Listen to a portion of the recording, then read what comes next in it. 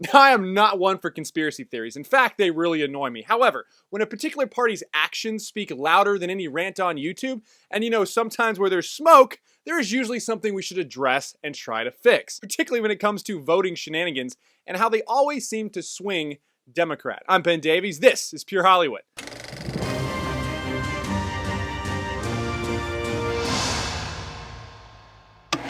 Now, as I covered in a previous video, voting ID laws are very important. And as much as the mainstream media tells you, you cannot vote unless you're legally registered to, that bold-faced lie is contradicted by every single Democratic politician fighting tooth and nail to prevent any updated, more comprehensive, or any and all voter ID laws in some areas because it's discriminatory. Okay. Now, I'm not saying this swung any election. After all, we all know elections can only be altered by Russian Facebook pages. And not actual illegally cast votes. But there are some things I think we need to look at. Now, of course, there have been many cases of dead people voting in various elections. In an interview with Politico, Rudy Giuliani said, quote, "I'm sorry, dead people generally vote for Democrats rather than Republicans. I can't sit here and tell you they don't cheat. I know because they control the polling places in these areas. There are no Republicans," unquote. But even when the New York Times used to be kind of a newspaper, they posted the article of the Pew Research poll in 2012 that found that there were many illegal votes cast in the state. And there have been many other cases just like this, but conspiracy theories. Okay, well, in Dallas-Fort Worth, this shenanigan happened. 4 women were indicted in a voting fraud ring. The 4 women who were accused of targeting elderly people in the Fort Worth area in 2016 were indicted on 30 counts of voter fraud and arrested following an investigation. Now, of course, NBC will not tell you why they were scamming elderly voters in a predominantly Republican area of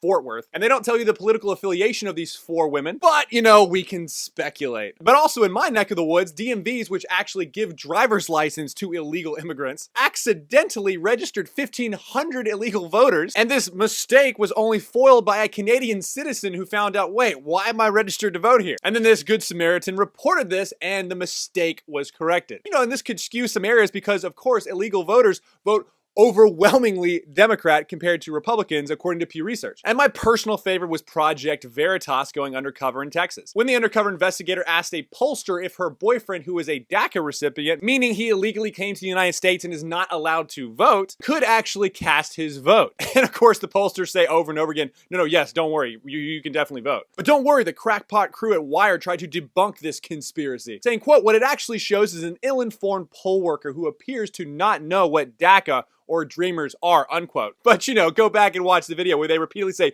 okay, can a DACA recipient vote to multiple people? Like, yeah, don't worry. As long as he has an ID, just don't worry. Come on. And Wired completely skips over the fact when the journalist asks about DACA, she says, quote, "Yeah, we got a lot of them." The journalist asks, "Wait, you have a lot of them?" Meaning the DACA voters? And the woman replies, quote, "From early voter, we got tons of them. Tons of DACA voters, okay?" Which means, Wired, they had already cast their votes.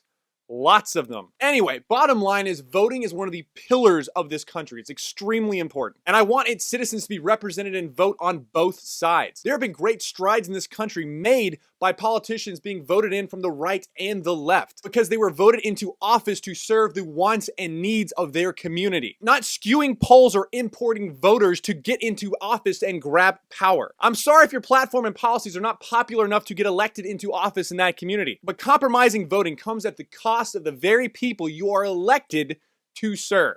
I'm Ben Davies. This is Pure Hollywood. Did you enjoy that video? Of course you enjoyed that video. So now you need to become a premium member to the Rebel. That way you have first access to Pure Hollywood and the entire Rebel lineup.